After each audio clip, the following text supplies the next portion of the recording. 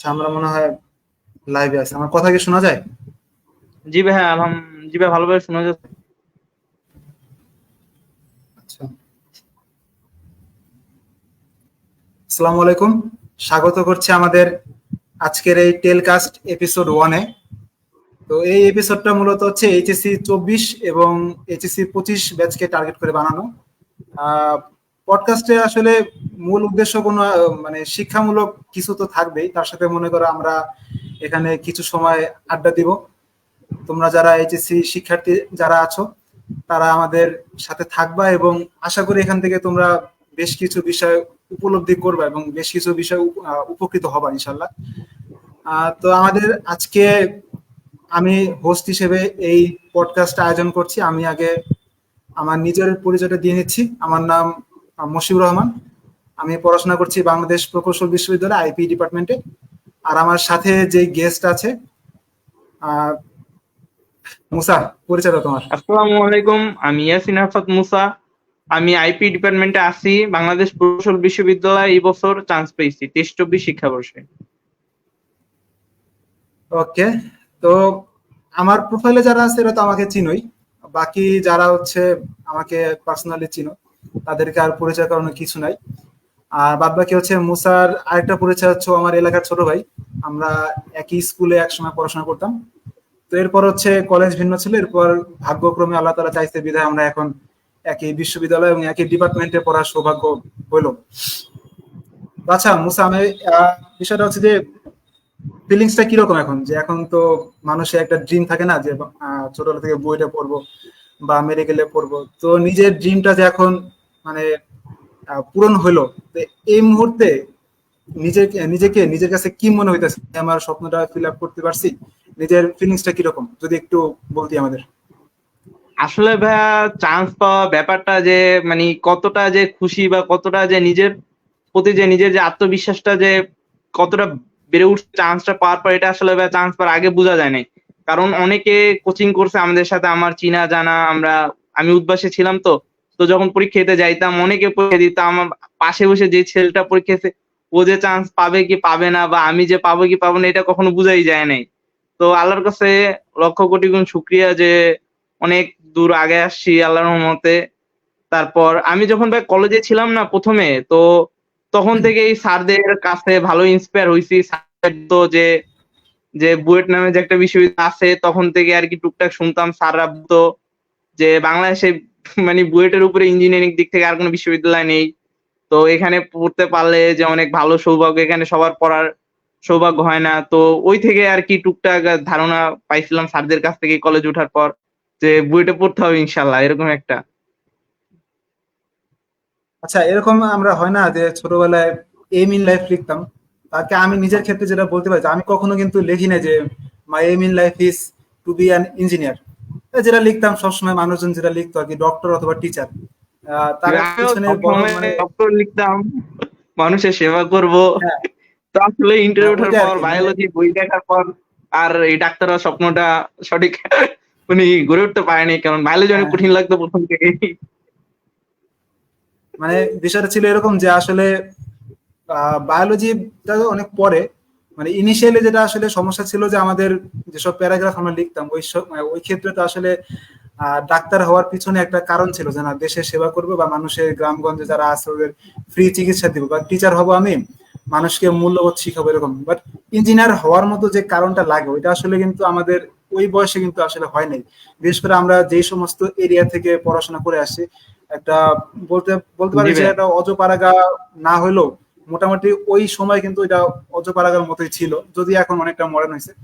তো ওইরকম আর কি ইঞ্জিনিয়ার হওয়ার বিষয়টা কখনো এম ইন লাইফে লেখা হয় নাই। তো সেই জায়গাটা থেকে আসলে যেটা কখনো লিখি নাই ওইটা আসলে এখন পরবর্তীতে ওই জীবনের দিকে আগাইতেছে। এই বিষয়টাকে কিরকম ভাবে মনে হয় তোর কাছে?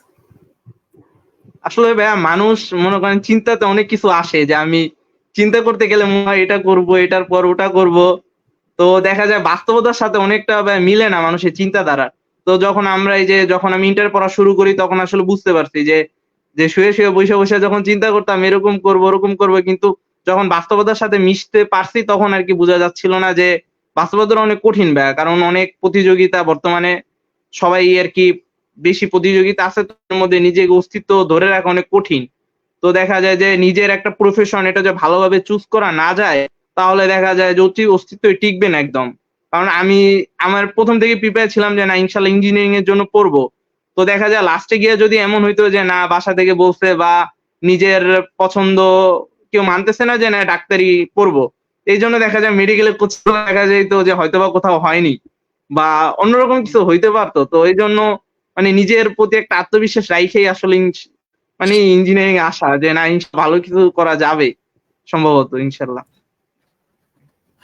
আচ্ছা, তো মানে যার যার পার্সপেক্টিভ হচ্ছে ভিন্ন। এখন আমি আর কি যদি আমার কথা বলি, বিষয়টা হচ্ছে জি এরকম, ভাইয়া। মানে আমি কখনো ভাবি না যে আমি ইঞ্জিনিয়ারিং এখানে পড়তে আসবো।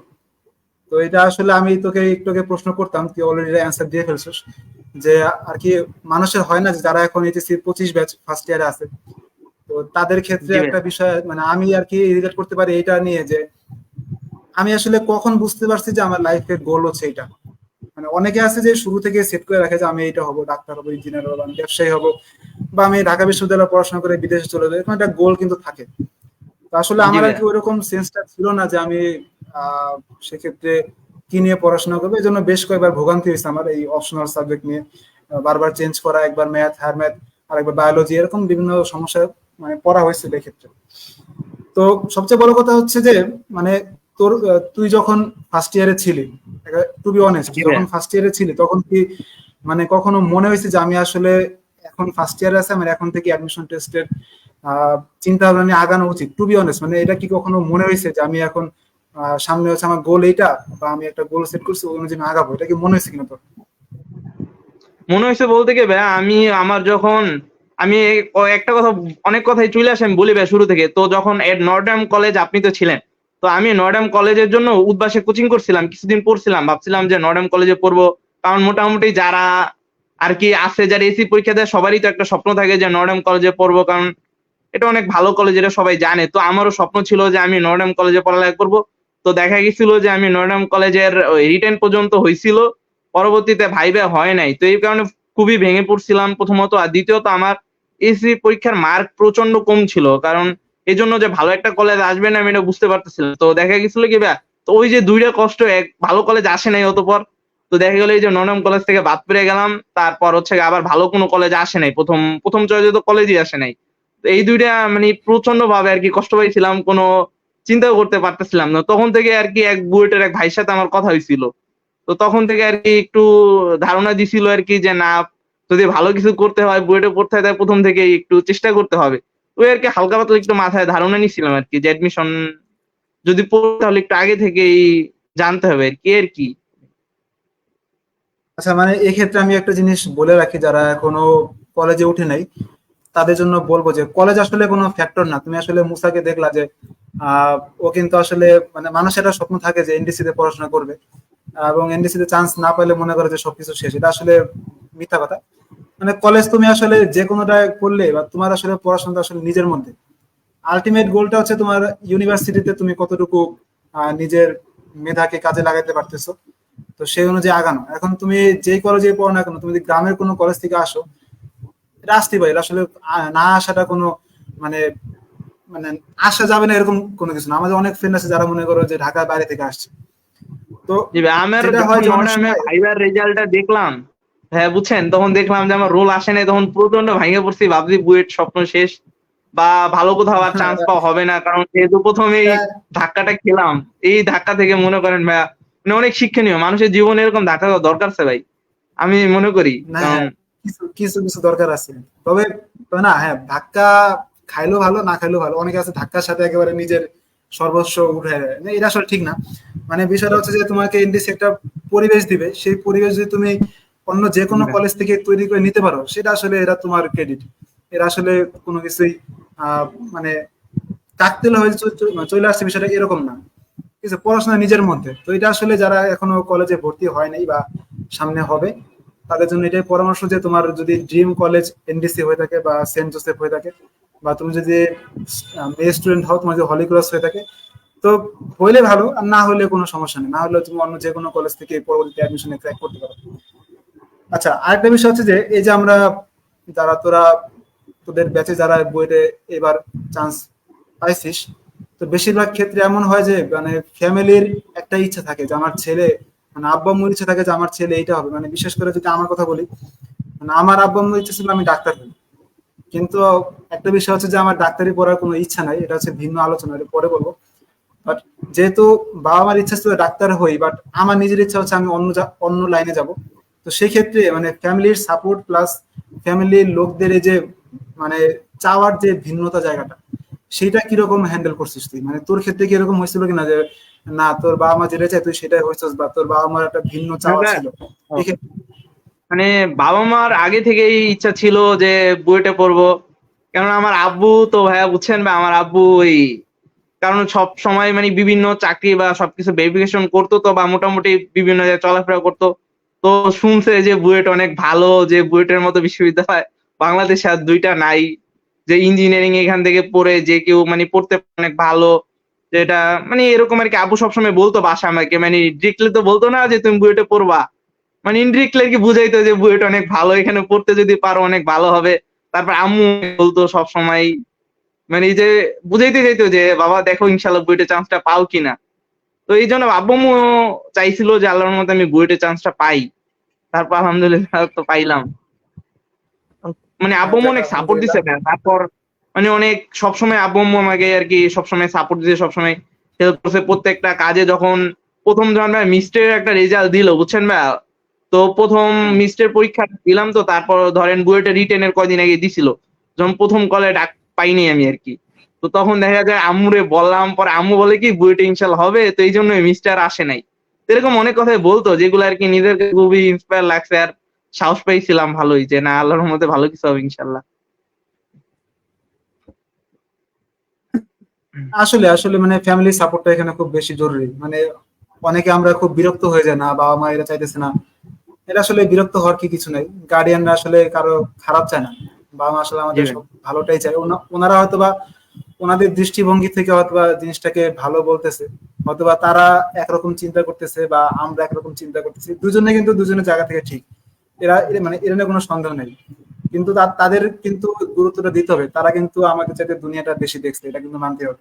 So, তাদেরও কিন্তু একটা এক্সপিরিয়েন্স আছে সেই ক্ষেত্রে। আর আমার কাছে মনে হয় যে বাংলাদেশে যেটা হয়, ইঞ্জিনিয়ারিং এ পড়ার মানে ওই মোটিভেশনটা আসে না।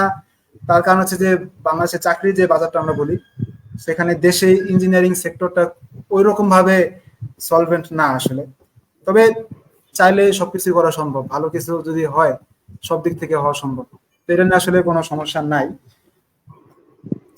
আর হচ্ছে যে এই মুহূর্তে তোর দিনকাল কিরকম যেতেছে সেটা বল। চান্স তো পাইছিস, এখন স্বপ্ন পূরণ হয়ে এই তো ভাই মোটামুটি মনে করেন সারাদিনই ফ্রি, কোনো কাজকর্ম পাই না। কোন কাজ খুঁজে চাই যে আসলে একটু নিজেকে ব্যস্ত রাখবো। তো দেখা যায় যে ওরকম আগে যেমন দেখা যেত মোটামুটি মানে নরমাল কাজ বাদ দিয়ে সারাদিনই বনিয়া থাকার চেষ্টা করতাম। দেখা যায় ওই সময়টা তো আর এভাবে তো আব্বু-আম্মুর সাথে গল্প করে কাটাই। ছোট বোন আছে, ভাইয়া আছে, এদের সাথেই গল্প করি। মাঝে মধ্যে দাদু বাসায় যাই একটু ঘুরি, এগুলোই ভাই। মানে ওভাবে আরকি। তারপর মাঝে মধ্যে আবার একটু গল্পের বই আছে এগুলা পড়া হয়। তারপর একটু মানে নিউজ পেপার গুলা দেখি। এই আরকি ভাই। নরমাল কাজগুলো আরকি চেষ্টা করি। আচ্ছা, এই ক্ষেত্রে আমি যারা 25 ব্যাচে আছো ওদেরকে বলবো যে তোমরা আর কি আমাদের মতো ভুলটা করো না। মানে সেই ক্ষেত্রে মানে আমার মতো ভুলটা করো না, কারণ আমি আসলে পরে গিয়ে বুঝতে পারছি যে আমার এখানে আসা উচিত। তো এটা আসলে সবার জন্য জরুরি যে তুমি এখন 25 ব্যাচ যারা আছো তারা অলরেডি প্রায় প্রায় কিন্তু 1 বছর তোমাদের পার হয়ে গেছে। তো সেই ক্ষেত্রে তোমাদের হচ্ছে নিজে কি চাও, যদি নিজে কি চাও সেটা বুঝতে না পারো, সেক্ষেত্রে তোমার ফ্যামিলির সাথে তুমি আলোচনা করতে পারো, তোমার ফ্রেন্ডদের সাথে আলোচনা করতে পারো, তোমার টিচারদের সাথে তুমি আলোচনা করতে পারো যে স্যার এরকম হতেছে, আমার মানে কনফিউশন আছে, আমি কি করতে পারি। তো সেক্ষেত্রে তুমি আলোচনা করে তুমি একটা অ্যাটলিস্ট একটা গোলের দিকে আগাও। নাহলে যেটা হয় যে তুমি একটা নৌকার মধ্যে আসো, এবং সেই নৌকার কোনো গন্তব্য নেই। তো তুমি সারাদিন ধরে তুমি ওই পানির মধ্যে তুমি ঘুরবাই, কিন্তু তুমি আসলে এই তোমার ডেস্টিনেশনে তুমি পৌঁছাতে পারবে না। তবে সেটা হচ্ছে এরকম যে তুমি এখন 25 ব্যাচে আছো, যারা 25 ব্যাচ তাদের ক্ষেত্রে এটা সুবর্ণ সুযোগ, তুমি এই মুহূর্তে নিজেকে চাইলে বিল্ড আপ করতে পারবা। আর যারা ভাই আমি 24 একটা ব্যাচ কথা আছো তাদের তো হ্যাঁ, হ্যাঁ অবশ্যই বলবো। এই যে ধরেন ভাই মনে করেন এখন যারা 25 ব্যাচ আছে ওদের আমারে অনেকে মেসেজ দেয় বা অনেকের সাথে কথা হয়। তো ওদের মেক্সিমামেরই মানে একই প্রশ্ন যে ভাইয়া আমি এতদিন তো ওইভাবে ভালোভাবে পড়ি নাই। আমি এখন থেকে যদি একটু ভালোভাবে পড়াশোনা করি তবে কি বুয়েটে চান্স পাওয়া সম্ভব হবে। তো আমি সবারই তো আর ওইভাবে মানে সবারই তো ভালোভাবে বলা হয় না, তো আমি এখন একটু চাইতেছি আপনার পাশাপাশি দু একটা কথা আর কি বলতে আর কি। হ্যাঁ, শিওর শিওর, বল বল। তো ভাইয়া মনে করেন এখন যারা এতদিন পড়ে নাই, এখন যদি মনে করেন এখনো তোদের কাছে ভালো সময়টা আছে, কারণ এখনো প্রচুর সময় আছে ভালো অনেক। ওরা যদি এখন থেকে যদি খুব ভালোভাবে রেগুলার যদি মানে নরমাল যেগুলা কাজগুলা আছে ওগুলা বাদ দিয়ে যদি সবসময় যদি চেষ্টা করে পড়ার আর খুব ভালোভাবে আর চিন্তা ভাবনা যদি সৎ রেখে যদি ভালোভাবে পড়তে পারে ইনশাল্লাহ এখনো ভালো কিছু করা সম্ভব। কারণ দেখা যায় একজন যেটা 10 ঘন্টা করে পড়ে পারে আর অনেকজন আছে যেটা 3-4 ঘন্টা পড়েও পারে। তো দেখা যায় যে এটার অনেক কম্বিনেশন আছে যে অনেকে সারাদিন পড়ে যা পারে, অনেকে 2 ঘন্টা পড়েও তা হয়ে যায়। এজন্য অনেক কিছু ভ্যারি করে। এজন্য এখন থেকে ভালোভাবে পড়াশোনা শুরু কইরা মানে আল্লাহর রহমতে চেষ্টা করতে থাকলে চিন্তা ভাবনা সৎ রেখা ভালোভাবে পড়তে পারলে ইনশাআল্লাহ ভালো কিছু আশা করা যায়। আরেকটা ব্যাপার আপনি যেটা বললেন বা লক্ষ্যের ব্যাপারে, তা আমি বলব লক্ষ্য স্থির রাখতে। কারণ দেখা যায় একটা নির্দিষ্ট পয়েন্টে যদি একটা লক্ষ্য স্থির রাখা হয়, তাহলে নির্দিষ্ট দিকে যাওয়া যায়। কারণ লক্ষ্য যদি স্থির না থাকে তাহলে কোথায় যাবে? এটার দেখা যায় ৩ দিকে ছুটতে গেলে দেখা যায় একটাও হাতে আসে না। তো এইজন্য লক্ষ্য সর্বপ্রথম উচিত লক্ষ্য স্থির রাখা যে কি করবে সে? কোথায় যাবে? হ্যাঁ, এটাই আসলে। আর 24 ব্যাচের জন্য তো বললোই, আর আমি এর সাথে একটু অ্যাড করি, সেটা হচ্ছে যে যারা 24 ব্যাচ আছো তাদের হচ্ছে মেবি কত জুলাই 30 তারিখে মনে হয় পরীক্ষা, জুনের যদি ৩০ ভুল না তারিখে করি। এক্সাম ভাই। জুন, আচ্ছা। তো জুনের 30 তারিখে যদি এক্সামটা হয়, অনেকের মনে এই সেম প্রশ্নটা আসছে, আমি যদি এখন শুরু করি পারবো কিনা, হাতে তো 3 মাস আছে। এই চিন্তাটা করাই ঠিক না আমার মতে। কারণ তুমি তোমার মাইন্ডে তুমি যেই রকম ইনস্ট্রাকশন দিবা ওই রকমই চিন্তা করা শুরু করবে। তুমি বরং যেটা আছে তোমার হাতে যতটুকু টাইম আছে অতটুকু টাইমে তুমি যা পারো শুরু করো। তোমার এখন মূল টার্গেটটা হচ্ছে এইচএসসি। কারণ তুমি যখন অ্যাডমিশন টেস্ট দিবা, তোমার হচ্ছে সবচেয়ে বড় ফ্যাক্টর যেটা কাজ করবে সেটা হচ্ছে তোমার এইচএসসি রেজাল্ট কিরকম। তো এইচএসসি রেজাল্টের দিকে আমার মনে হয় ফোকাস করা উচিত এই মুহূর্তে। কয় মাস আছে, কয়দিন আছে, পারবো কি পারবো না এইসব এখন মাথায় নেওয়ারই দরকার নেই। তুমি জাস্ট মোটামুটি এইচএসসি প্রিপারেশনটাকে শেষ করো। এখনো কেবল এপ্রিলের 22 তারিখ, তারপর আছে তোমার এপ্রিলের বাকি দিন আছে, মে মাস আছে, জুন মাস পুরো ফুল আছে তোমার কাছে। তুমি চাইলে এখন, চাইলে সম্ভব। আর একটা বড় বিষয় হচ্ছে যে আমাদের মাইন্ডকে এখানে ফোকাসড রাখা সবচেয়ে গুরুত্বপূর্ণ। সেটা হচ্ছে যে আমরা পড়ার সময় আমাদের মনটা অন্যান্য দিকে বিক্ষিপ্ত থাকে, এটা সবচেয়ে বড় কথা। মানে আমার ক্ষেত্রে আর কি যেটা হয় যে তুমি যদি যেই কাজ করতেছো সেই কাজের সময় যদি সেই কাজের দিকে ফুল অ্যাটেনশন দাও, তোমার কিন্তু পড়তে সময় লাগবে না বেশিটা। ওই যে একটু আগে মুসা বললো যে একজনের 1 ঘন্টা লাগতে পারে, একজনের মনে করো যে 3-4 ঘন্টা সেটা হয় আর কি। অনেকে ব্রেন সেটা সমানভাবে নেয় না। এখন সবচেয়ে বড় কথা হচ্ছে যে তুমি যেই কাজটাই করো যখনই করো, যদি ফুল অ্যাটেনশন নিয়ে করো, তোমার কিন্তু পড়তে খুব একটা টাইম লাগবে না। হ্যাঁ, হইতে পারে যে তোমার পড়ার স্ট্র্যাটেজি আলাদা, তোমার পড়ার ধরন আলাদা। তো সেই ক্ষেত্রে তোমার সেই স্ট্র্যাটেজি বা ধরন ভেদে তোমার কিছু সময় কম বেশি হইতে পারে, সেটা ভিন্ন আলোচনা। বাট তোমার এখন চব্বিশ ব্যাচের এটা নিয়ে জন্য আমি ভাবার। একটা কথা বলতে চাই ভাইয়া। হ্যাঁ, শিওর, বল। ওই অনেকে ভাই বলে কি এই মুহূর্তে কি অ্যাডমিশনের জন্য পড়বে নাকি টেস্ট পেপার বা বোর্ডের জন্য ভালোভাবে পড়বে। তো আমি ওদের বলতে চাই একটা কথা, যে ওদের যখন টেস্ট পেপার এখন তো বের হবে বা হইছে, তো দেখা যায় কি যে টেস্ট পেপারের বোর্ডের পরে অনেক ভালো ভালো যে নর্ডাম কলেজ বা ক্যাডেট কলেজ বা রাজুক আরো অনেক ভালো ভালো কলেজের দেখা যায় যে অনেক ভালো ভালো প্রশ্ন দেওয়া থাকে অ্যাডমিশন স্ট্যান্ডার্ড, আমি নিজেও সলভ করছিলাম। তো দেখা যায় অনেক ভালো চিন্তাধারা দেখা যায় ওগুলো যদি সলভ করা যায়, অনেক ক্রিয়েটিভ কিছু মাথায় আসে যেগুলো আসতে পারে বা আসার মতো। তো ওগুলো যদি ভালোভাবে সলভ করতে পারে না তাহলে দেখা যায় অনেক কিছু হয়ে যায় অ্যাডমিশনের। অনেক ভালো মানে প্রশ্ন থাকে একদম স্ট্যান্ডার্ড বুয়েট স্ট্যান্ডার্ড ভালো ভালো কলেজগুলোতে আমি তবে নিজেও সলভ করছিলাম।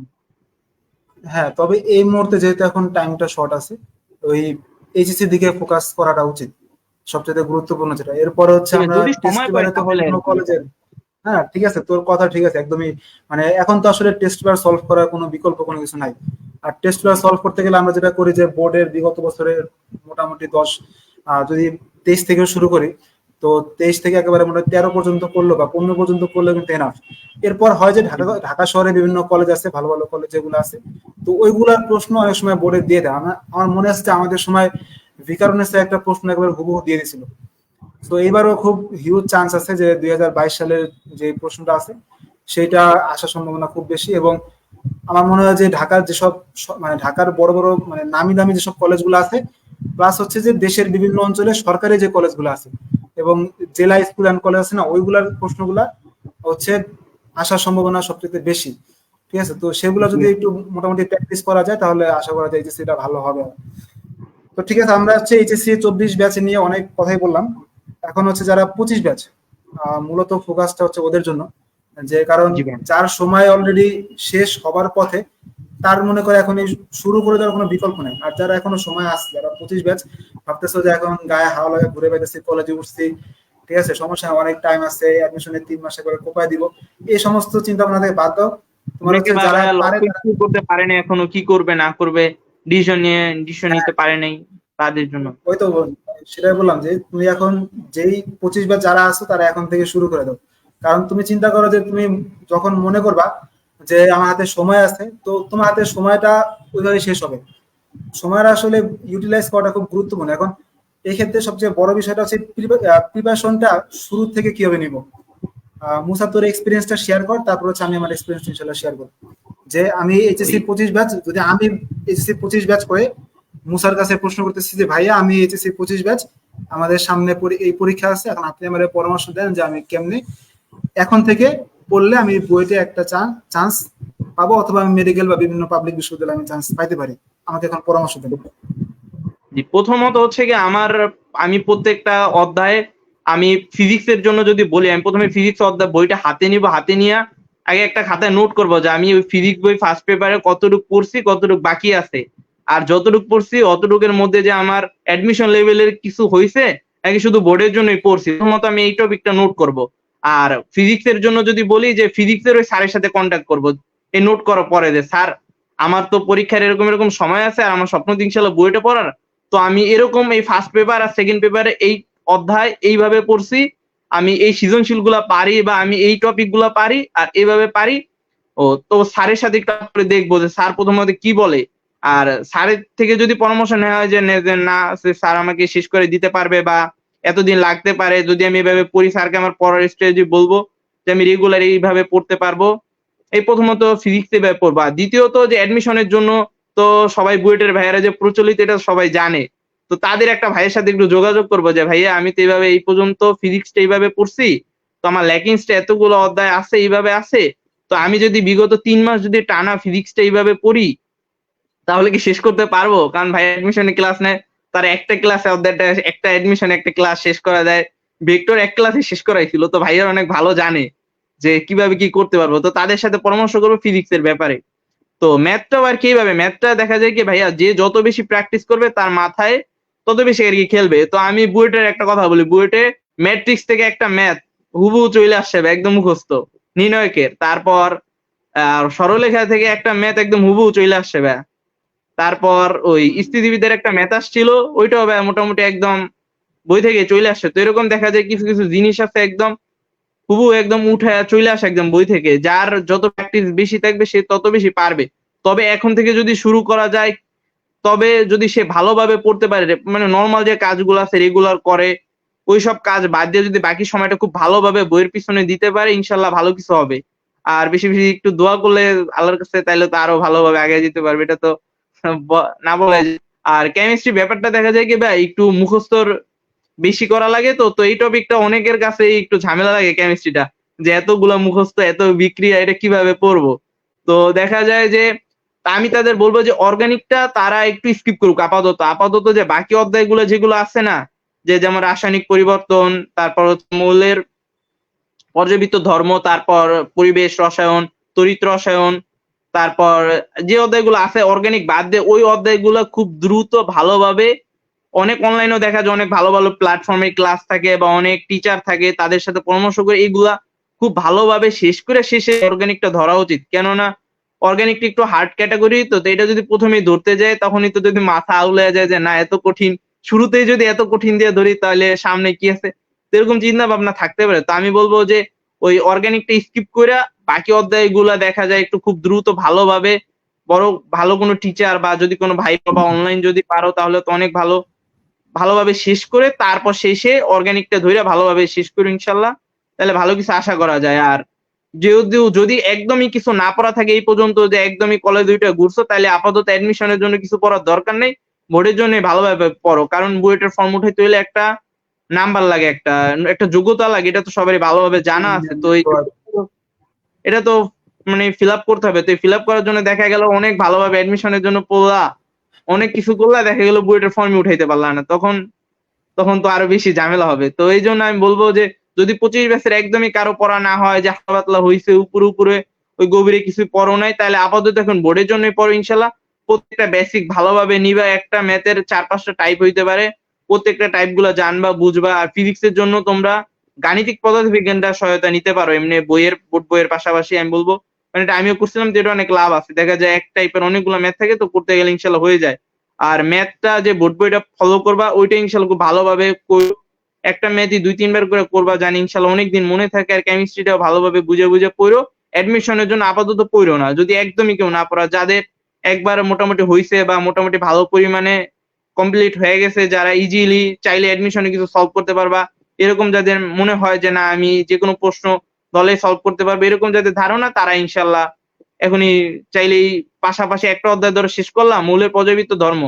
তো ওই অধ্যায়ে বুয়েটে বিগত বছরে কি ধরনের প্রশ্ন আসছে, বা মেডিকেলে বা ঢাকা ভার্সিটিতে বা পাবলিক আরো বিশ্ববিদ্যালয়ে কি ধরনের প্রশ্ন আসছে, এগুলো তুমি চেক করে দেখতে পারলা। বা তোমার কোন জায়গাটা ল্যাকিংস আছে, তুমি কোন টপিকটা কম বুঝলা, ওই টপিকটা নোট রাখবা, পরবর্তীতে কোনো টিচার বা কিউএনএ এর মাধ্যমে সলভ করে নিবা।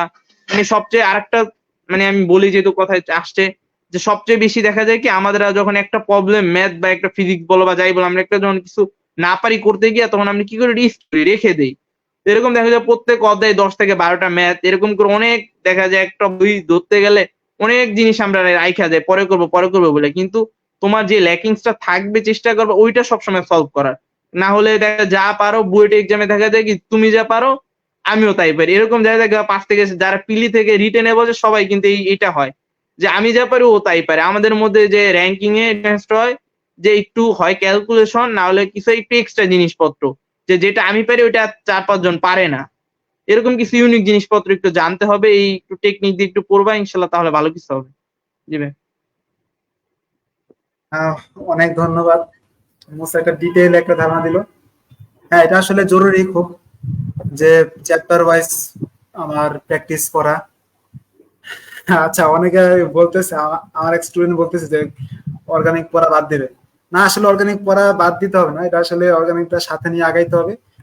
আহ, না, তুমি আমি যদি বলতেছিলাম কি ভাইয়া, একেবারে, ধরেন যারা একদম কিছুই পড়ে নাই, ওরা যদি শুরুই করে অর্গানিক দিয়া, বা তাইলে তো মনে হবে অনেক কঠিন। এত, কারণ হ্যাঁ, প্রচুর বিক্রিয়া ভাইয়া।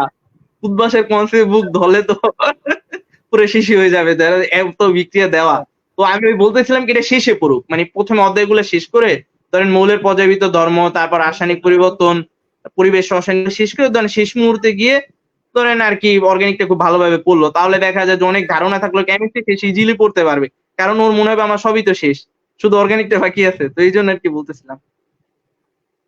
না, আরেকটা বিষয় হচ্ছে যে অর্গানিক, যে একটু আগে বললো না যে বাকিগুলা পরে পড়তে, তো আর কি যে বললা যে অর্গানিক পড়বা না, তার কিন্তু বাকিগুলো পড়ানো হয়ে গেছে। মানে আমার যতদূর মনে পড়ে যে আমি ওই যে রাসায়নিক যেগুলো আজ তোমার পড়ানো হয়েছে এগুলা, আর তোমার কলেজে ওগুলো পড়ানো হয়েছে। তো আহ তোমার ক্ষেত্রে এটা অ্যাপ্লিকেবল না, তুমি কালকে থেকে অর্গানিক পড়বা আশা করি।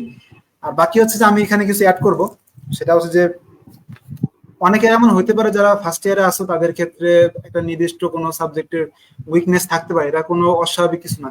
যেমন আমার ক্ষেত্রে যদি বললি যে আমি ফিজিক্সে প্রচন্ড পরিমাণে উইক ছিলাম বলবো না, বাট আমার মার্ক তেমন আসতো না, আপ টু দা মার্ক আসতো না। আমি হচ্ছে আমার প্রথম যারা ইন্ডিসকে পড়াশোনা করে তারা খুব ভালোভাবে এটা রিলেট করতে পারবা, যে আমাদের হচ্ছে প্রতি সপ্তাহে 2টা করে কুইজ হয়। তো সেই কুইজের মার্ক গুলাতে এরকম ছিল যে আমার ফিজিক্সে, আমার মনে আছে এখনো, যে আমি ফার্স্ট কুইজে 45 পাইছিলাম 100-র মধ্যে। তো এরপর এটা পাইছিলাম 35, এরপরে 30, মানে 45, 35, 30, এরপরে পাইছিলাম 20, তার মানে ফেল। তো বিষয়টা হচ্ছে এরকম যে আমি ফিজিক্সের ম্যাথ গুলো একেবারেই পারতাম না ওই টাইমটাতে। তার মধ্যে মানে আমার কাছে যেটা মনে হয় সবচেয়ে বড় কারণ ছিল, সেটা হচ্ছে যে মানে যেহেতু আমি একটা গ্রাম থেকে ঢাকা শহরে আসছি, তো গ্রামে কিন্তু ওইরকম ভাবে বেসিক সহকারে পড়ানো হয় না ফিজিক্স থেকে, যদি একটু স্পেসিফিক্যালি বলি। তো সেই বেসিকটা আসলে আমার ছিল না, তো ওই বেসিকটা আমাকে বিল্ড আপ করতে হয়েছে কলেজে থাকা অবস্থাতে। তো এরকম হইতে পারে যে তোমার নর্মালি কোনো একটা সাবজেক্টে উইকনেস আছে, তো তোমার সেটা নিজ উদ্যোগেই, সেটা তোমার ফ্রেন্ডদের কাছ থেকে হোক, সেটা তোমার টিচারদের কাছ থেকে হোক, বা সেটা তুমি নিজে গবেষণা করে হলেও হোক, সেটা হচ্ছে তুমি নিজে নিজে সেটা ওভারকাম করার ট্রাই করবা। লাগলে তোমার ফ্রেন্ড আছে, বড় ভাই আছে, তোমার যদি প্রাইভেট কোনো টিচার থাকে তাহলে তার কাছ থেকে তুমি আসলে এগুলো হেল্প নিতে পারো। সো আমি যে একটা সাবজেক্টে খারাপ করতেছি তার মানে যে আজীবনে আমি খারাপ করবো সেটা ওরকমই না। তো প্র্যাকটিস করতে করতে তোমার হাতে এখনো সময় আছে, তুমি চাইলে ওইটার পিছনে মেহনত দিলে তুমি ইনশাল্লাহ আশা করি সেটা করতে পারবে। এই হচ্ছে আলোচনা। আর সবচেয়ে বড় কথা হচ্ছে যে যেটা বললো যে গাণিতিক পদার্থবিজ্ঞান, আমি ফিজিক্সের ক্ষেত্রে এখানে বলি যে গাণিতিক পদার্থবিজ্ঞানটা হচ্ছে সবচেয়ে ইম্পর্টেন্ট। এটা কয়েকটা পাবলিকেশন আছে, তোমার যেটা ভালো লাগে তুমি সেটা পড়বে অবশ্যই। মানে একটা চ্যাপ্টার আমি শেষ করছি, সেই চ্যাপ্টারের কতগুলা রাইটার আমাদের দেশে আছে। তুমি যদি চিন্তা করো, তুমি পড়ো হচ্ছে মনে করো তপন স্যারের বই, বা তোমার ফ্রেন্ড পড়ো হচ্ছে ইসাক স্যারের বই, কিন্তু বাংলাদেশে কিন্তু এর বাইরেও আরো অনেক রাইটাররা আছে। এখন গাণিতিক পদার্থবিজ্ঞান হচ্ছে এমন একটা বই, তোমার দেশে যতগুলা লেখক আছে তাদের সমস্ত লেখকের বইয়ের ম্যাথ গুলা কিন্তু এখানে দেওয়া আছে। তুমি একটা বইয়ের মধ্যে কিন্তু সবগুলা বইয়ের ম্যাথ গুলা পাইতেছো। যখন তুমি একটা চ্যাপ্টার শেষ করবা তখন ওই চ্যাপ্টার রিলেটেড যতগুলা ম্যাথ আছে সবগুলা বই থেকে কিন্তু তুমি কভার করতে পারতেছো, এটা একটা বিষয়। আর গাণিতিক রসায়নে কিন্তু পাওয়া যায়। তো গাণিতিক রসায়নের ক্ষেত্রে আমি বলবো যে সেক্ষেত্রে ওইটাও গুরুত্বপূর্ণ। তোমার যদি মনে হয় যে না আমি কিনবো না, সমস্যা নেই, এটা কিনবো না, আমিও কিনে নেই। সো যদি কারো মনে হয় যে না আমি গাণিতিক রসায়নের একটা অল ওভার আইডিয়া চাই, যে একটা গুছানো একটা প্যাটার্ন চাই, তো সেই ক্ষেত্রে সে কিনতে পারো, সেটা তার আলোচনা। আর ম্যাথের ক্ষেত্রে বিষয়টা হচ্ছে যে বোর্ড বই ছাড়া কোনো বিকল্প নেই। তুমি এসিও ম্যাথ পড়ো, তুমি কেতাবুদ্দিন পড়ো, অনেকে মনে করে যে কেতাবুদ্দিন থেকে বইতে ম্যাথ আসে, এটা পুরো ভুয়া কথা। কারণ বইতে যে ম্যাথ গুলো আসছে সেগুলা কেতাবুদ্দিনে দিয়ে দিচ্ছে, এই জন্য মনে হয় যে না কেতাবুদ্দিনের মানে ম্যাথ গুলা বইটা আসছে। তুমি যদি এই যে এইবারের অ্যাডমিশন টেস্টের কথা চিন্তা করো, যারা ওই যে মুসাদের ব্যাচে যারা ছিল 23 ব্যাচে, ওদের অ্যাডমিশন টেস্টে আমি শুনছিলাম যে 14টার মধ্যে মনে হয় মেবি 12 থেকে 13টা ম্যাথ বই থেকে আসছে কিনা, সত্যি কিনা মুসা? বই থেকে আসছে বলতে কি মানে টাইপ কমন পড়ছে অনেকগুলাই, তবে আমি হ্যাঁ একটা ম্যাথ হুবহু পাইছি, নির্ণায়কের একটা ম্যাথ বই থেকে পাইছি ভাই এটা। হ্যাঁ, আর তো আর ওরকম থাকবে বাকিগুলা তুমি যদি মোটামুটি,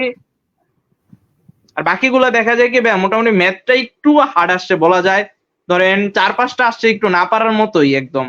তো আমি বলবো কি ভাই মোটামুটি ধরেন ম্যাথটা যদি বুঝে বুঝে প্রত্যেকটা টাইপ ধরে ধরে যদি ভালোভাবে করা যায় না, তাহলে ইনশাল্লাহ মোটামুটি ভালো পরিমাণে 14টার মধ্যে 10-12টা ইনশাল্লাহ ইজিলি পারা যায়, যদি একটু ভালোভাবে বেসিক থাকে আর ভালোভাবে বুঝে বুঝে যদি করা যায়। তাই ক্ষেত্রফলের একটা ম্যাথ আসছিল এটাই। ভাই আমাদের, আমি বলি ওইটা আমাদের উদ্ভাসে আসছিল একটা, ওই যে আমরা পেপার ফাইনাল দিতেছিলাম না, পেপার ফাইনালে একটা ক্ষেত্রফলের একটা ম্যাথ আসছিল, ওই ম্যাথটা গিয়ে দেখি বইটা চলে আসছে একদম হুবু মান সহ সব। আচ্ছা এরা হ্যাঁ এরকম একটা ম্যাথ আমারও মনে পড়তেছে, বাট এক্স্যাক্টলি ম্যাথটা কি ওইটা আমার এখনো মাথায় নাই।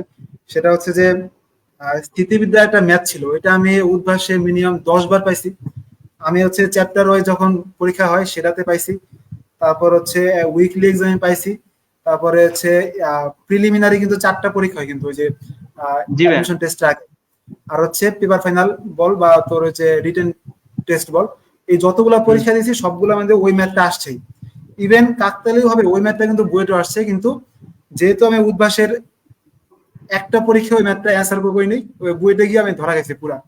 আমি ওই ম্যাথটা ওখানে অ্যান্সার মানে আমি দেখলাম যে আমার ম্যাথটা এতবার আসছে উদ্ভাসে, তো ওই সময়টা আমার উচিত ছিল যে যেহেতু এটা এতবার আসতেছে তার মানে কি এটা আসলে গুরুত্বপূর্ণ। তো ওইটা আমার সবচেয়ে বড় ভুল ছিল, যে ওই ম্যাথটা আমি তখন দেখে যাইনি ওইটা। আর দ্বিতীয় একটা হচ্ছে যে স্থিতিবিদ্যা থেকে আমাদের সময় বেশ কয়েকটা কমন পড়ছিল বইয়ের ম্যাথই।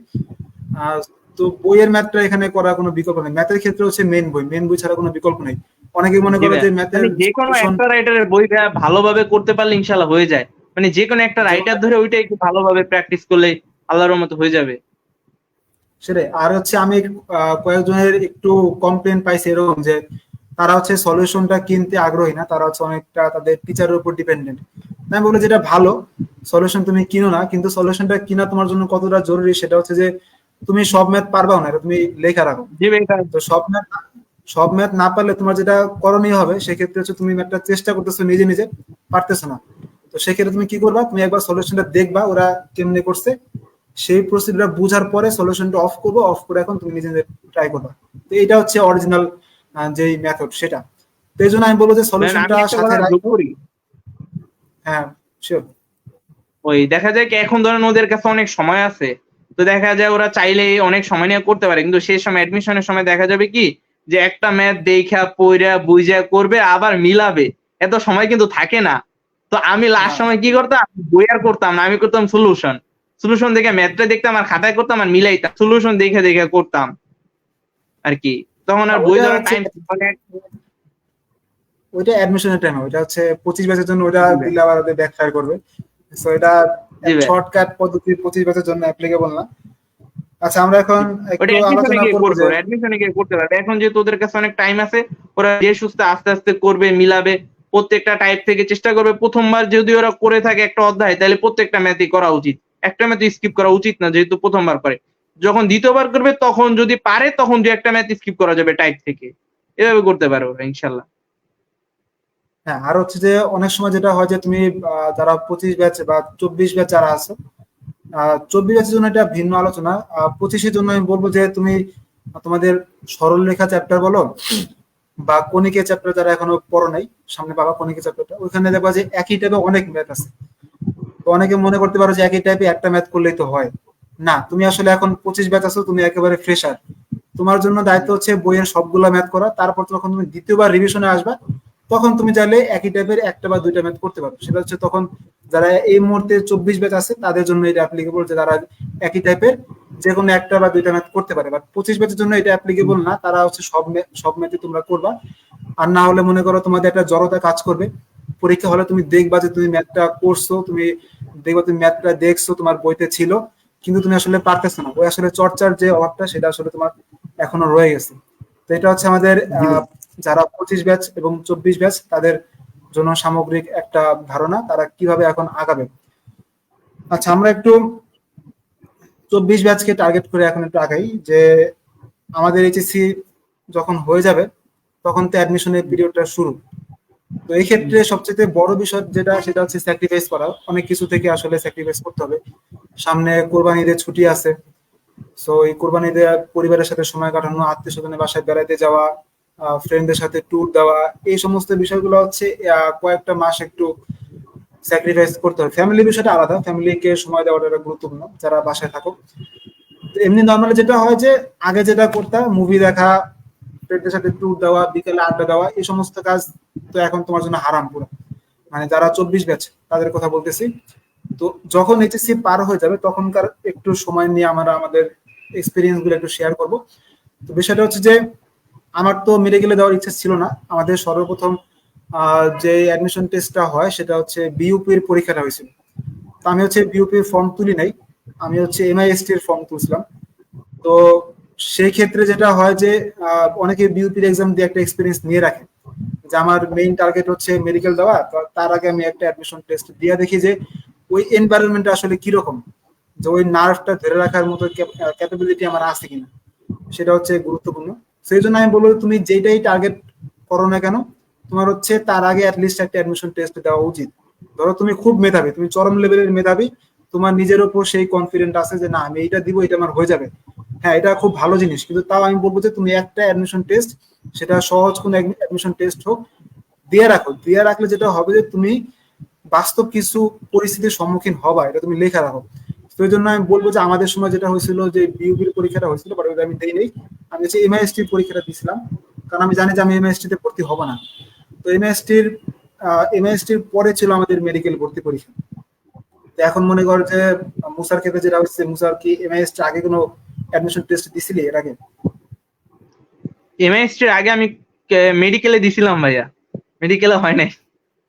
তোদের তো মনে হয় প্রথমে মেডিকেল মেডিকেলে আগে দিছি, হয়েছে, তারপর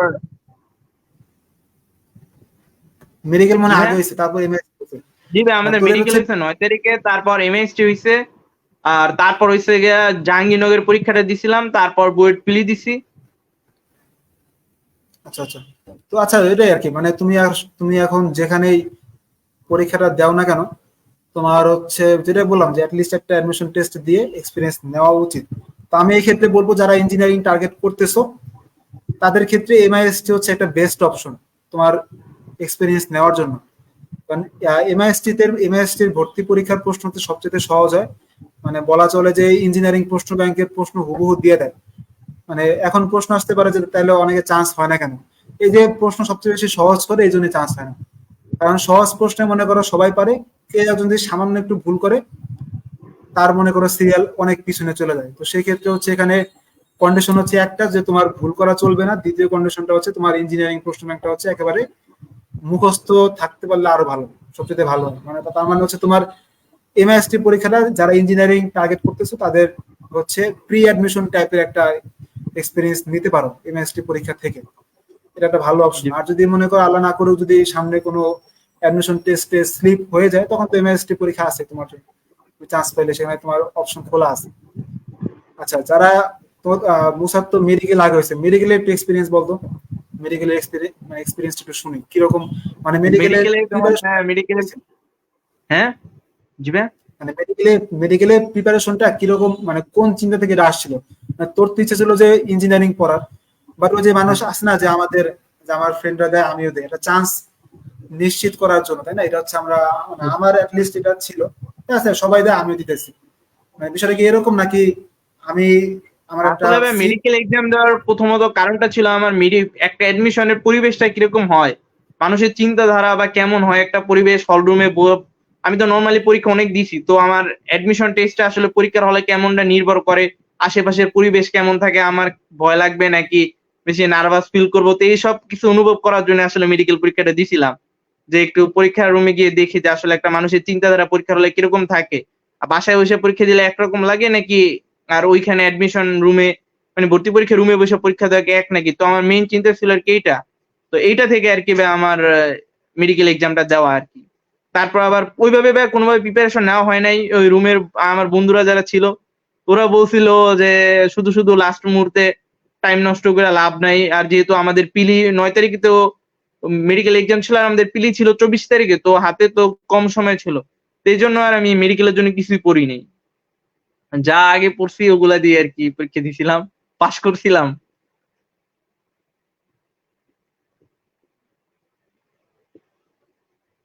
ভাইয়া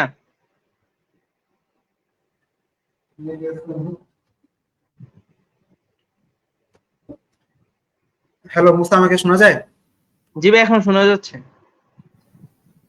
সরি, আসলে নেটে একটু প্রবলেম ছিল, এখানে চলে গেছে এখন।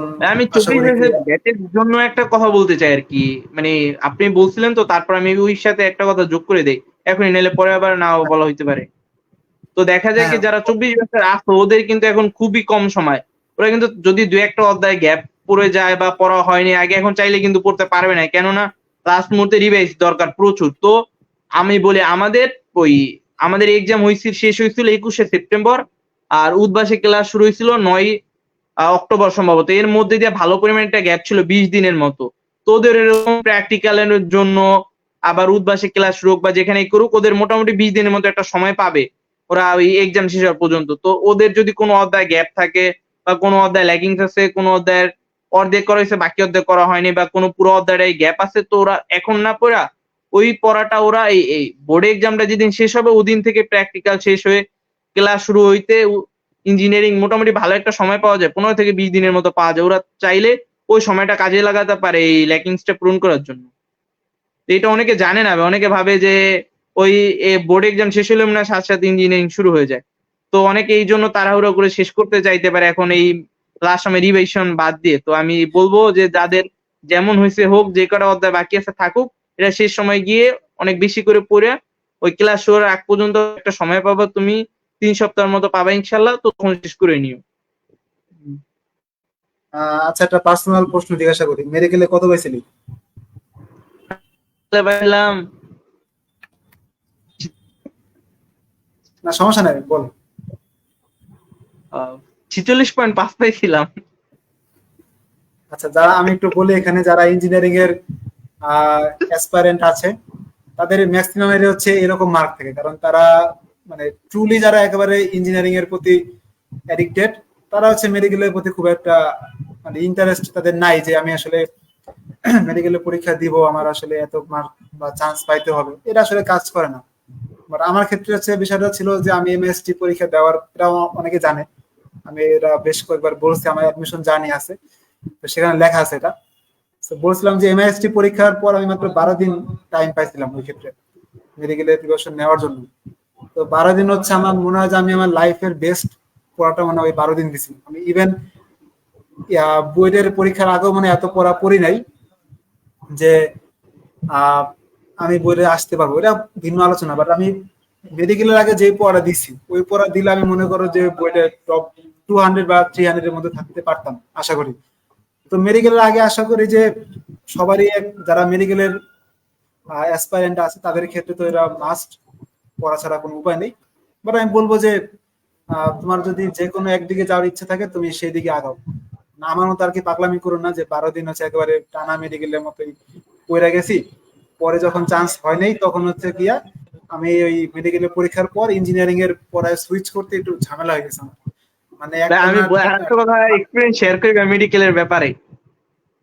হ্যাঁ মানে মেডিকেলে যখন মনে তারিখ নিলে 12 তারিখে রেজাল্ট দিচ্ছিল সম্ভবত, তো রেজাল্ট পর যখন দেখলাম চারোদিকে হট্টগোল লাগিয়ে গেছে, খুশি, তখন নিজের প্রতি একটা আফসোস লাগতেছিল, আরে মেডিকেল পেশা না নিয়ে কি ভুল করলাম। সবাই দেখি এই বলে সেই বলে, মানে এক একজনের পোস্ট দেওয়া, স্ট্যাটাস দেওয়া, বন্ধু বান্ধব ফোন দেয়, তারপর মানে অনেক, এইটা নিয়ে মাঝে মধ্যে মনে হয়েছিল তখন যে আরে মেডিকেল প্রিপারেশন না নিয়ে মনে হয় অনেক বড় ভুল করে ফেললাম। সেটাই, মানে সবচেয়ে বড় কথা হচ্ছে যে আমার ফ্যামিলি, আমার রিলেটিভস, আমার পাড়ার প্রতিবেশী, আমার বন্ধু বান্ধব, আমার টিচার, এই কয়জনের কথা তোমার শুনতেই হবে। তুমি তুমি অ্যাডমিশন ক্যান্ডিডেট, তোমার হচ্ছে এই কয়জনকে হ্যান্ডেল করতে হবে। তার সাথে ভালো আছে তুমি অ্যাডমিশনের সিজনে যখন যাবা তুমি তখন একমাত্র নিজের ফ্যামিলি ছাড়া বাকি সবার থেকে তুমি ডিসকানেক্টেড হয়ে যাও। কারণ তোমার আসলে তখন ওই মুহূর্তে তোমার ওই পাড়া প্রতিবেশীর কথা তোমার শুনতে ইচ্ছা করবে না, তোমার টিচারদের কথা তোমার শুনতে ইচ্ছা করবে না, তোমার ফ্রেন্ডদের কথাও তোমার তখন শুনতে ইচ্ছা করবে না। তো সেই ক্ষেত্রে একেবারে টোটালি তাদের ক্ষেত্রে তুমি একেবারে ডিসকানেক্টেড হয়ে যাও, সেটা সবচেয়ে ভালো হয়। আচ্ছা, মেডিকেলে নিয়ে যে কথাটা আসলো সেটা হচ্ছে যে মানে মেডিকেলে যদি আমি আমি যেটা বলছিলাম সেটা হচ্ছে যে মেডিকেলে আমি যখন 10 থেকে 12 দিন টাইম পাইছিলাম, তো সেই ক্ষেত্রে আমার পরবর্তীতে ইঞ্জিনিয়ারিং এর পড়াটা কন্টিনিউ করতে একটু টাইম টাইম লাগছিল আর কি। সেক্ষেত্রে বিষয়টা হচ্ছে আমি এক ধাঁচের পড়াশোনা করছি মেডিকেলের জন্য, আর ইঞ্জিনিয়ারিং হচ্ছে আবার অন্য ধাঁচে, তো একটা থেকে আরেকটা সুইচ করতে কিন্তু বেশ সময় লাগে। তো এই জন্য আমি বলবো যে তোমার যেদিকেই ইন্টারেস্ট আছে তুমি ওই দিকেই আগে যাও, সবচেয়ে ভালো আলোচনা। আর তোমার মনে করো যে বাবা মাকে খুশি রাখার জন্য তুমি চাইলে পরীক্ষা দিতে পারো আশেপাশে। ওকে, জি ভাই, তাহলে এখন আমরা কারণ যার যেটা, হ্যাঁ ওই, আচ্ছা কিছু বলবি? হ্যাঁ মুসা, কিছু বলবি? না বললাম কি ভাই, আসলে ভাই যার যেটা টার্গেট থাকে না এটা ফিক্সড করে আর ভালোভাবে পড়াশোনা করে আগাইলে ইনশাল্লাহ ভালো কিছু হবে। কেননা কারণ দেখা যায় যে একটা মানে ভালোভাবে ইঞ্জিনিয়ারিং প্রিপারেশন নিতে গিয়া মধ্যে দিয়া যে মেডিকেলের জন্য আবার যায়, তারপর আবার আসা, মানে অনেক রিস্কি ব্যাপার আর কি ভাই। দেখা যায় এরকম না করাটাই আর কি ভালো আমি বলবো। যদি একদম পিওরলি ইঞ্জিনিয়ারিং পড়ার ইচ্ছা থাকে যে না ইনশাল্লাহ ইঞ্জিনিয়ারিং করবো, ইঞ্জিনিয়ার হব, এরকম যদি ভালো একটা ইচ্ছা থাকে তাহলে আমি মনে করবো যে ইঞ্জিনিয়ারিং পড়া উচিত। আর যদি মনে করে যে না ইঞ্জিনিয়ারিং পড়বো না, আমি ডাক্তার হবো, ইনশাল্লাহ ডাক্তারের এই লাইনে পড়বো, মেডিকেলে যাবো, তাহলে মেডিকেলের জন্য পড়া একদম পারফেক্ট। কেননা আমি আরেকটা বলি ভাই, তো আমি যখন বড় ভাইদের সাথে কথা বললাম, বড় ভাইরা বললো কি যে তুমি যেখানে পড়বা ইঞ্জিনিয়ারিং বা মেডিকেলে, তুমি পড়াটাকে পছন্দ করতে পারবা নাকি, তুমি ভালো লাগাইতে পারবা নাকি, না হলে টিকতে পারবা না। সেটা ইঞ্জিনিয়ার হোক বা মেডিকেল হোক। তুমি দেখা গেল যে চান্স পাইলে মেডিকেলে, কিন্তু স্বপ্ন ছিল ইঞ্জিনিয়ার হওয়ার, কিন্তু চান্স পেয়ে গেলে মেডিকেলে, দেখা গেল মেডিকেলে পড়লে কিন্তু তোমার স্বপ্ন না, তুমি দেখবো ওখানে পড়ে শান্তি পাবা না, মনের মধ্যে এক অশান্তি তোমার কাজ করবেই, যেহেতু তুমি কখনো ইচ্ছা করো নাই যে একজন ডাক্তার হবা, তবুও ডাক্তারি পড়তেছো, কিন্তু এর কি এটাই ভাই। তো আমি এখন মুসা কোন কোন জায়গাতে অ্যাডমিশন দিয়েছিলাম একটু বলি, দেখিস ভুল হয় কিনা। আমি একটু বলি আমাদের যারা অডিয়েন্স আছে তাদের ক্ষেত্রে হচ্ছে মুসার রেজাল্ট হচ্ছে বুটেক্সে 369তম, সিকেরুয়ের যেটা আছে সেটা হচ্ছে 569তম, আর ডিইউতে হচ্ছে 1051তম, আর এমআইএসটি তে হচ্ছে 1182তম, তাই তো?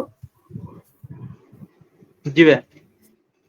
আচ্ছা, তো এই যে এতগুলা এতগুলা মানে অ্যাডমিশন টেস্টে একসাথে ক্র্যাক করার মানে কোনো শর্টকাট ওয়ে আছে কিনা? বা আমি যদি একজন ইন্টারমিডিয়েট স্টুডেন্ট হই আর যদি তোকে জিজ্ঞাসা করে যে ভাই আপনি এতগুলা কেমনে ম্যানেজ করলেন, আমি এতগুলো একসাথে কেমনে ক্র্যাক করলেন, এটা আমাদের যারা ফ্রেশার আছে, যারা ইন্টারমিডিয়েটে কেবল উঠছে, তাদের অনেকের মধ্যে এই প্রশ্নটা কাজ করে যে ভাই এই ভাই তো সেই ট্যালেন্টেড, সে একসাথে এতগুলা ক্র্যাক করছে।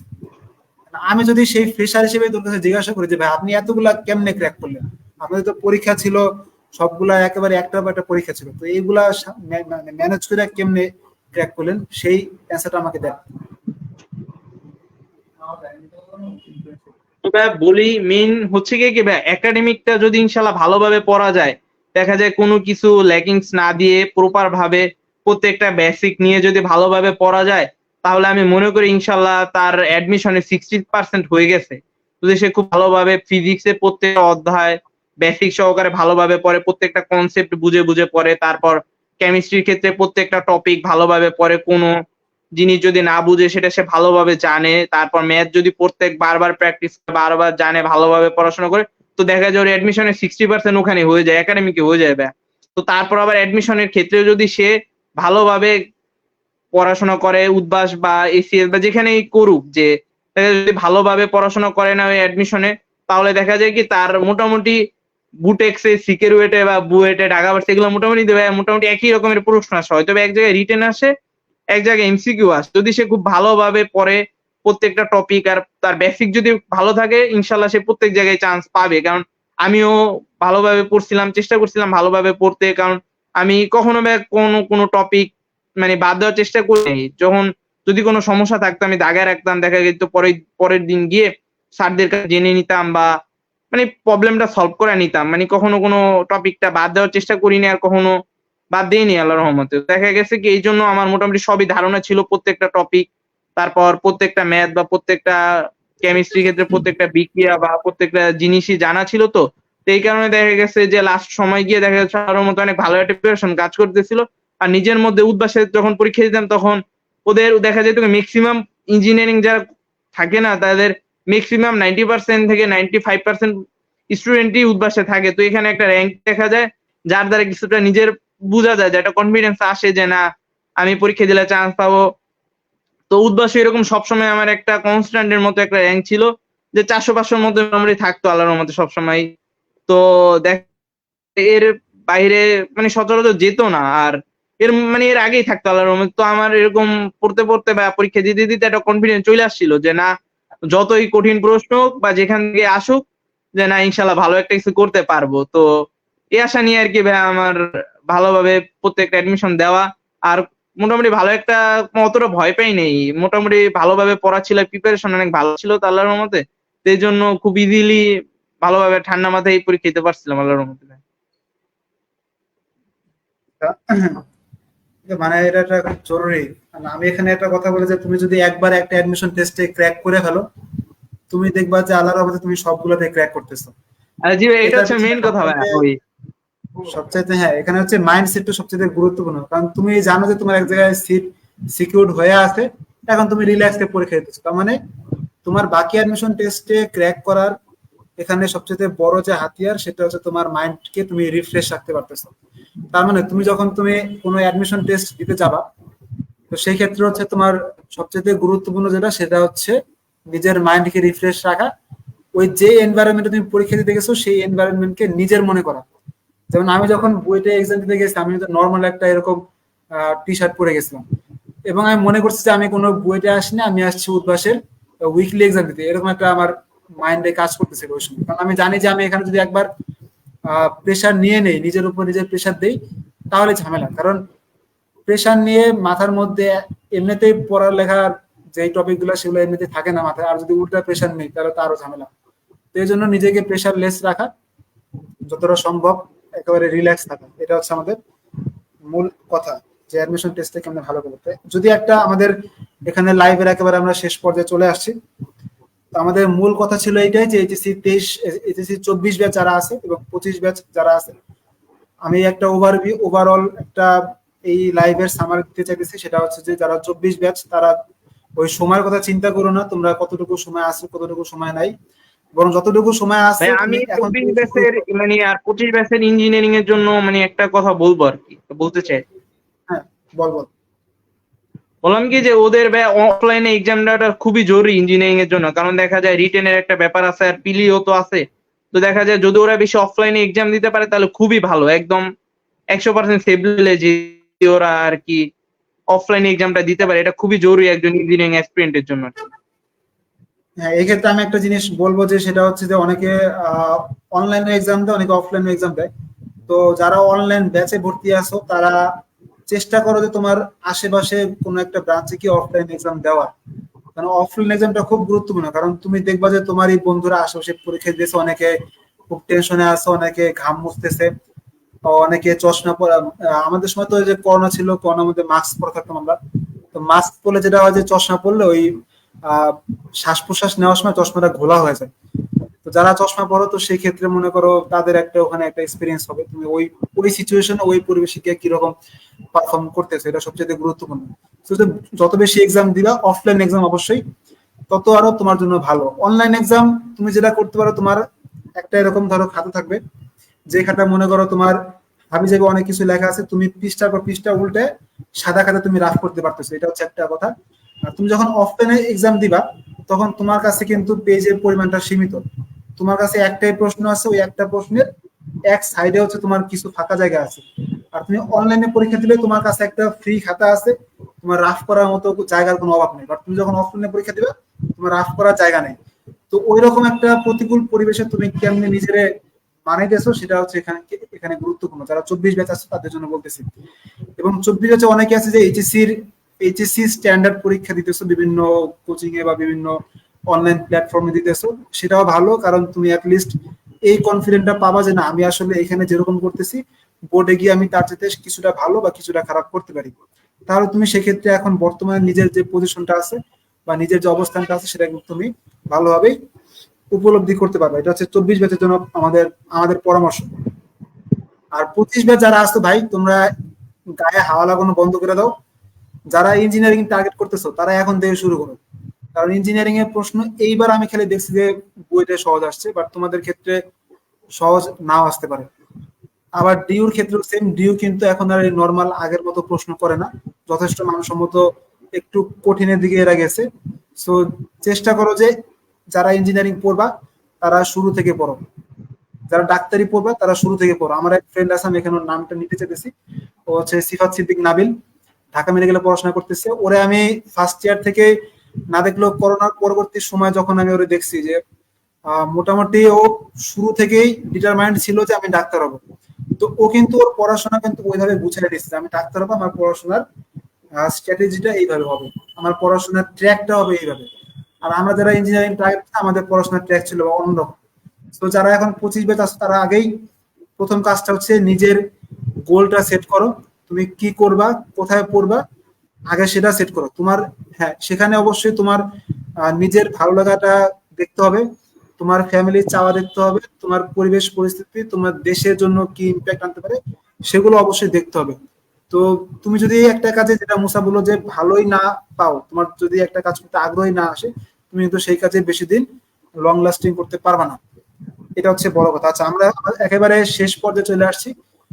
এই পর্যায়ে হচ্ছে আমি মুসাকে কিছু র্যাপিড ফায়ার টাইপের প্রশ্ন করব, মুসা হচ্ছে এক কথা এখানে উত্তর দিবে, ঠিক আছে? মুসা কি রেডি? র্যাপিড ফায়ার টাইপের কিছু প্রশ্ন করব, ইন্টারমিডিয়েটের ছাত্র চাইলে এটা করতে পারে, যে কাউকে করতে পারে। সো এক কথায় সে উত্তর দিবে যেটা এক কথা দেওয়ার মতো। আচ্ছা, অনেকের মধ্যে এরকম প্রশ্ন থাকে না যে আমি ফিজিক্স পছন্দ করি, ম্যাথ পছন্দ করি, আমি কেমিস্ট্রি পছন্দ করি। তো আমি যদি মুসাকে প্রশ্ন করি, মুসা তোর ফিজিক্স এবং ম্যাথ কোনটা করতে তোর মানে বেশি ভালো লাগে? মানে দুইটাই ভালো লাগে, কিন্তু বেশি ভালো লাগে কোনটা? বেশি ভালো লাগে ফিজিক্সটা, কারণ ফিজিক্সটাই দেখা যাইতো যে অনেক পছন্দ ছিল, তো এই জন্য ইন্ডিয়ান রাইটারের যে একটা বইয়ের ম্যাথও করা হয়েছিল, তারপর মানে অনেক রাইটারের বই থেকে করার চেষ্টা করতাম, মানে ফিজিক্সটা খুবই ভালো লাগতো করতে। মানে অনেক ম্যাথ মানে অনেক দিক দিয়ে টপিক ছিল, তো অনেকগুলা কনসেপ্ট নিয়ে আসা যাইতো, অনেক কিছু চিন্তা করা যাইতো, তো খুব ভালোই লাগতো আর কি। ফিজিক্সই খুব পছন্দ করতাম। আমারও আর কি ফিজিক্স খুব পছন্দের ছিল, যদিও আমি ফিজিক্সে বেশ কয়েকবার ফেল করছি পরীক্ষায়, কলেজ পরীক্ষা অবশ্যই। তো ওই ফেল করা থেকে আসলে ফিজিক্সের প্রতি ভালোবাসাটা জন্মাইছে, যে দেখি কি আছে এর মধ্যে, যাই আমি পারি না, এটা হচ্ছে সবচেয়ে বড় কথা।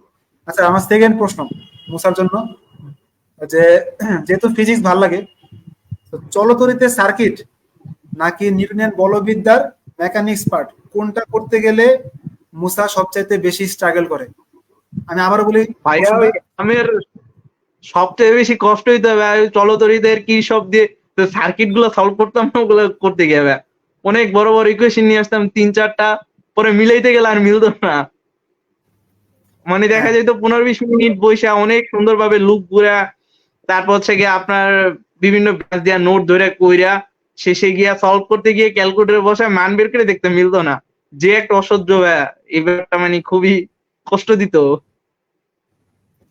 আচ্ছা, তার মানে আমি এখানে দুইটা পার্ট আনছি, একটা হচ্ছে চলতরিতের সার্কিট সলভ, আর একটা হচ্ছে বলবিদ্যার মেকানিক্স যে পার্টটা, যেটা আমরা ওই যে ফ্রি বডি ডায়াগ্রাম দিয়ে আঁকে, যারা এটা পড়ছে তারা ভালো বুঝতে পারবে। তো এটা হচ্ছে দুইটাই মোটামুটি একটু মানে বেসিক খাটাইতে হয় সেখানে। তো মুসা বললো জি যে ভাই। সেক্ষেত্রে ও চলতরিতে সার্কিটটা সলভ করতে বেশি স্ট্রাগল করতেছে, ভালো কথা। আচ্ছা, আমার 3 নাম্বার প্রশ্ন মুসা, এটা একটু আনরিয়ালিস্টিক প্রশ্ন হয়ে যাবে। তো আমি এখানে প্রশ্নটা করি। যদি বলা হয় যে আহ, মুসা হচ্ছে একদিনের জন্য নিউটন সাহেব অথবা আইনস্টাইনের সাথে দেখা করতে পারবে, আবার বলি নিউটন অথবা আইনস্টাইনের সাথে যে কোনো একদিনের জন্য মুসা দেখা করতে পারবে, কার সাথে মুসা দেখা করতে চাইবে, নিউটন নাকি আইনস্টাইন? ফিজিক্সের প্রতি ভালো লাগা থেকে এই আনসারটা চাইতেছি। তাইলে ভাই আমি আইনস্টাইনের সাথেই দেখা করব, কেননা আপেক্ষিক ব্যাপারটা অনেক খুবই ভাই আমার কাছে একটা লজিক লাগে। দেখা যায় আমরা শুধু পড়ে আসি যে আলোর বেগের কাছাকাছি বেগে গেলে যে একটা জিনিসের ভর বাড়ে বা কমে, বা বয়সের যে একটা তফাৎ, এটা কিন্তু আমরা জানি না, কিন্তু এটা সে কিভাবে রিয়েলিস্টিক করলো, মানে কিভাবে সে বাস্তবতার সাথে মিলাইলো, মানে কিভাবে সে তুলনা করলো, তো এই ব্যাপারগুলো ভাই খুব ইন্টারেস্টিং লাগে যদি তার মুখ থেকে শোনা যেত থিওরি গুলা। হ্যাঁ, এটা আসলে আমারও ইচ্ছা আছে, সম্ভব না কিন্তু যদি এরকম সুযোগ পাওয়া যেত তাহলে আমারও আইনস্টাইনকে আমি নিতাম, কারণ সেক্ষেত্রে উনি একটা রেভলিউশন তৈরি করে গেছে। আচ্ছা, যাই হোক, জি ভাই। আমার 4 নম্বর প্রশ্ন সেটা হচ্ছে যে মুসা, এটা একটু ভালো করে শুনিস। 4 নম্বর প্রশ্নটা হচ্ছে, ম্যাথ করার সময় ক্যালকুলেশনে মিস্টেক বাট প্রসেস ঠিক ছিল, এইটা বেশি হুম। বিরক্তিকর, নাকি কমন ম্যাথে আমি ফর্মুলা ভুলে গেছি এইটা সবচেয়ে বিরক্তিকর? দেখা যেত কি ফর্মুলা, মানে এটা তেমনটা ভুলতাম না, কিন্তু ক্যালকুলেশন বেশি ভুল যাইতো ভাই, এই ব্যাপারটা খুবই কষ্ট দিত। দেখা যেত যে শুরু থেকে বারবার চেক করে আসা লাগতো যে কোথায় ভুল করলাম, কোথায় ভুল করলাম, কোথায় ভুল করলাম, তো এই ব্যাপারটা আর কি বেশি কষ্ট দিত আর কি। হ্যাঁ, এটা আসলে ঠিক যে আসলে মানে আমার প্রসেস ঠিক আছে, আমার হ্যাঁ। ক্যালকুলেশনে সামান্য মিস্টেক হয়েছে, আমার পুরো ম্যাথটা ভুল। তো এই ক্ষেত্রে আমি একটু বলবো, যারা অ্যাডমিশন টেস্ট দিবা বা যারা বোর্ডে এক্সাম দিবা, 24 ব্যাচে যারা আছো, তাদের জন্য বলবো যে মার্ক দেওয়ার সময় মার্কের কিন্তু কিছু ক্রাইটেরিয়া থাকে, যে কিছু পোর্শনে মার্ক কিন্তু ডিস্ট্রিবিউটেড থাকে। তো তুমি প্রসেস ঠিক রাখলে তুমি কিন্তু একেবারে জিরো পাবা না, সেটা বোর্ডে হোক অথবা তোমার অ্যাডমিশন টেস্টে হোক, তুমি কিন্তু কিছু কিছু মার্ক পাবা। তো তবে তবে আমাদের খেয়াল রাখা উচিত আমাদের ক্যালকুলেশন যাতে ভুল না হয়। আর ফর্মুলা ভুলে যাওয়াটা কিন্তু এটা একটা সবচেয়ে বিরক্তিকর, কারণ তুমি ম্যাথ পারো, সবকিছু জানো ফিজিক্সের, বাট তোমার ফর্মুলা এখন মাথায় আসছে, এটা কিন্তু সবচেয়ে প্যারাদায়ক। তো আমি বলবো যে তুমি যেটা করো যে ফর্মুলা গুলো ভালো করে রিভিশন দিবা, রিভিশন করে ফর্মুলা গুলো রাখলে তোমার জন্য আর ওই ভুলটা হবে না। আচ্ছা, আমার 5 নম্বর প্রশ্ন, মুসা ধর সাপোজ যে বাংলাদেশে বুয়েট নামে কিছু এক্সিস্ট করতেছে না, বা বুয়েট জিনিসটা কি, এই জিনিসটা আমাদের দেশে নাই, তাহলে হুম। আর কোন ইউনিভার্সিটিতে যাইতে পারাটা মুসার কাছে স্বপ্নের মতো বা ড্রিম, সেটা দেশে হোক বা বিদেশে হোক? তাইলে সেটা ছিল ঢাকা বিশ্ববিদ্যালয়, কেননা ভাই আমি ছোট থেকেই আর কি মোটামুটি গ্রামে ছিলাম, তো তো এটাকে আর কি প্রাচ্যের অক্সফোর্ড বলা হয় ঢাকা বিশ্ববিদ্যালয়কে। তো মানে আমাদের এলাকার মানুষজন বা আশেপাশের মানুষজন ঢাকা বিশ্ববিদ্যালয়কে অন্যভাবে দেখে ভাই। মানে বুয়েট যখন না থাকে তখন তারা ঢাকা বিশ্ববিদ্যালয়কে অন্যভাবে দেখে। একটা মানুষ যখন শুনে যে যে এই ছেলেটা ঢাকা বিশ্ববিদ্যালয়ে পড়ে, তখন তারা একটা অন্যরকম ভাবে দেখে, যে মনে হয় যে না কোন রাজ্য থেকে আসছে, থেকে অন্য একটা গ্রহ থেকে আসছে, তেমন ভাবে তারা আর কি দেখে ভাই। তো এই ব্যাপারটা আর কি খুবই ভালো লাগতো, তো তো তখন আমি ঢাকা ভার্সিটিকে আর কি পছন্দ করতাম এরপরে। আচ্ছা, ঢাকা ভার্সিটি তো বুঝলাম দেশের মধ্যে, দেশের বাইরে কি কোনো ইউনিভার্সিটি আছে পছন্দের, যে যেগুলো আমাকে খুব টানে, এরকম কিছু?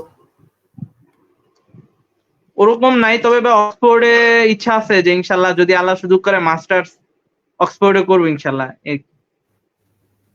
জি, ইনশাআল্লাহ আমরা দোয়া করি। আচ্ছা, এখন হচ্ছে একটা আউট অফ দ্য টপিক একটা প্রশ্ন করব, র্যাপিড ফায়ারের মধ্যেই। সেটা হচ্ছে যে এখন তো মানে অবসর সময়, তো অবসর সময়ে রেস্টুরেন্টে গিয়ে খাওয়া নাকি অবসর সময় আমার ফ্রেন্ডদের সাথে আড্ডা দেওয়া, কোনটাকে তুই বেশি প্রেফার করস, মানে তোর পার্সপেক্টিভ অবশ্যই ভাই থেকে বল। বন্ধুদের সাথে আড্ডা দেওয়া, কেননা এই 2 বছর তেমন বন্ধুদের সাথে কথা বলা হয় নাই, যোগাযোগ ওইভাবে বিচ্ছিন্নর মতোই ছিল। কেননা একসাথে দাঁড়াইলে সবার সাথে বসে 2 ঘন্টা গল্প করতে পারতাম না।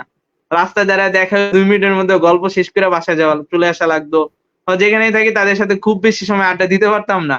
এখন দেখা যায় একসাথে দাঁড়াইলে 2 ঘন্টা, 3 ঘন্টা, 4 ঘন্টা গল্প করলেও তখন মনে হবে না যে এখন সময় অপচয় হচ্ছে। কিন্তু তখন দেখা যেত 10 মিনিটের বেশি হলো তখন মনে হতো যে না এখন চলে যাওয়া লাগবে। তো তখন তখন এখন আমি মনে করি যে বন্ধুদেরকে টাইম দেওয়া অনেক ভালো ভাইয়া। কেননা বন্ধুদের কাছ থেকে অনেক শিখার আছে, জানার আছে। মানে অনেক ভালো বন্ধু জীবনে অনেক ভালো জায়গায় নিয়ে যেতে পারে, অনেক সাহায্য করতে পারে, অনেক ভালো কিছু করতে পারে। এদের সাথে গল্প করে অনেক শান্তিও আসে। ওকে, হ্যাঁ, বন্ধু থাকাটা আসলে খুব গুরুত্বপূর্ণ, বন্ধুদের সময় দেওয়াটা খুব জরুরি। আমার নেক্সট প্রশ্ন, মুসার ফেভারিট অনলাইন ফিজিক্স টিচার কে? যেহেতু ফিজিক্সটা পছন্দ করো, অনলাইনে ফিজিক্স টিচার পছন্দের কে আছে বর্তমানে? অপূর্ব ফিজিক্স ভাইয়া, রাজশাহীর, আপনি তো ভালো চিনেন, অপূর্ব ফিজিক্স আর কি। ভাইয়ের ক্লাস আমি ওই এসিতে ছিলাম তো, তো ভাইয়ের একটা ক্লাসও মিস দেইনি, আমার এখনো মনে আছে। আমি অন্য ভাবে মানে আর্কাইভ থেকে হয়তো বা করলেও করতাম, বাট এই অপূর্ব ভাইয়ের একটা ক্লাসও মিস দেইনি, আমার এতটুকু মনে আছে। অন্য ক্লাসগুলো মিস যাইতো, করতাম না বা স্লাইড গুলা দেখে নিতাম, কিন্তু অপূর্ব ভাইয়ের প্রত্যেকটা ক্লাসে আল্লাহর মধ্যে করছিলাম, খুব ভালো লাগতো। আমার স্পেশাল, আমি পছন্দ করি ভাইয়ার ক্লাসটা। আচ্ছা, তো অপূর্ব ভাই যদি এই লাইভটা দেখে কোনো কারণে, তাহলে সে হয়তো শুনলে খুশি হবে যে তার একজন ফ্যান এখানে বসে আছে। তাও জি ভাই। অনেক ফ্যানই আছে, তো তার মধ্যে একটা ফ্যান হচ্ছে আমি, তাকে আনতে পারছি এখানে। যাই জি হোক, ভাই।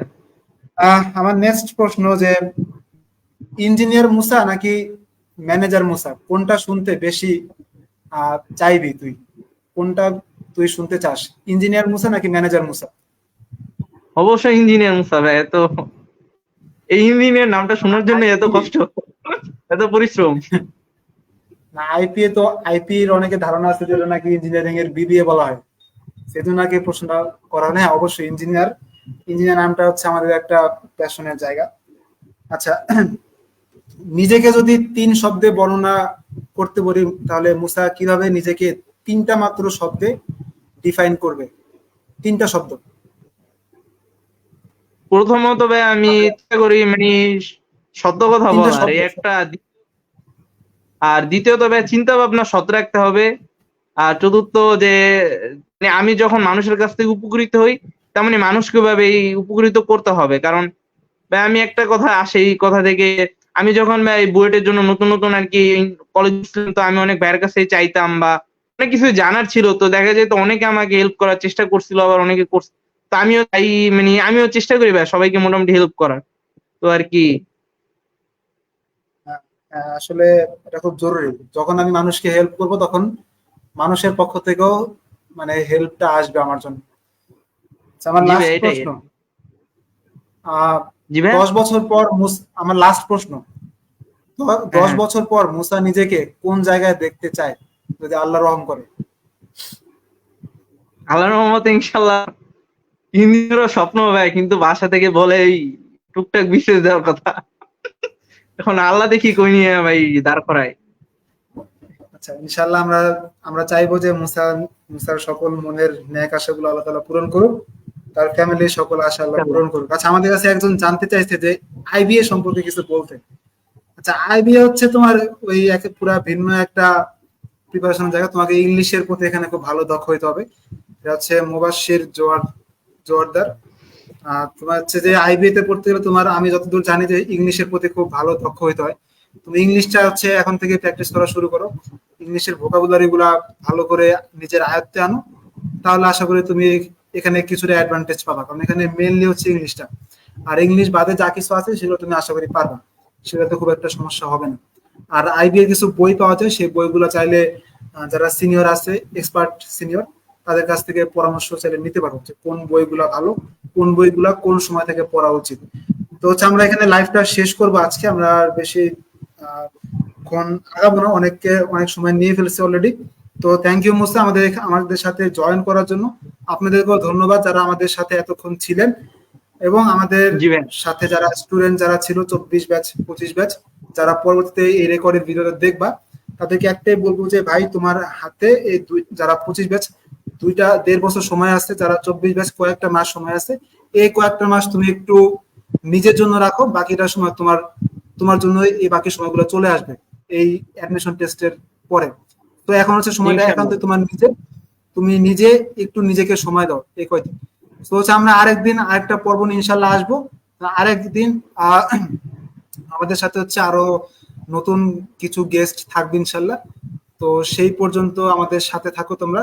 আল্লাহ হাফেজ, আসসালামু আলাইকুম। আল্লাহ হাফিজ।